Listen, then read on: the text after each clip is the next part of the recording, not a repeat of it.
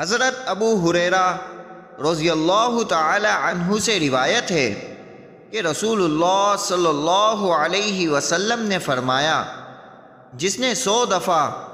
لا الہ الا اللہ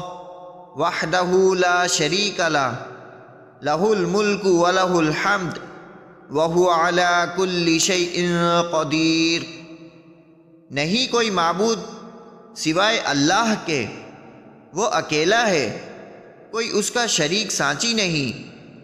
فرما روانی اسی کی ہے اور اس کے لیے ہر قسم کی ستائش ہے اور ہر چیز پر اس کی قدرت ہے، تو وہ 10 غلام آزاد کرنے کے برابر ثواب کا مستحق ہوگا، اور اس کے لیے 100 نیکیاں لکھی جائیں گی اور اس کی 100 غلط کاریاں محور کر دی جائیں گی، اور یہ عمل اس کے لیے اس دن شام تک شیطان کے حملے سے حفاظت کا ذریعہ ہوگا،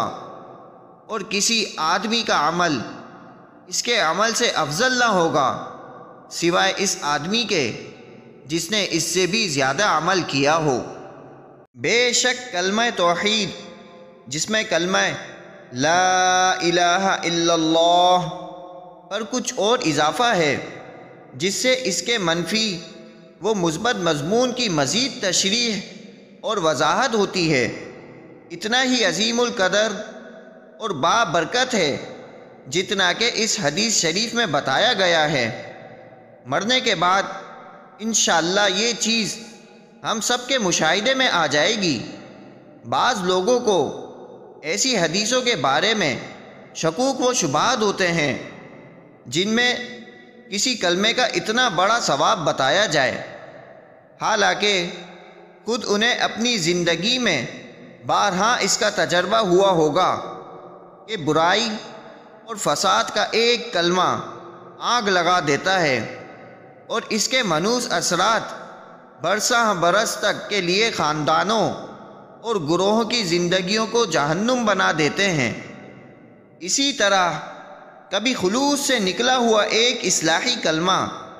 خیر و فساد کی بھڑکتی آنکھ کو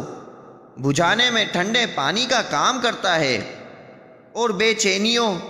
اور تلخیوں کو دور کر کے زندگیوں کو باغ و بہار بنا دیتا ہے۔ انسان کی زبان سے نکلے ہوئے ایک ایک کلمے کے جو اثرات ہماری اس دنیا میں ہوتے ہیں، ان میں غور و فکر کر کے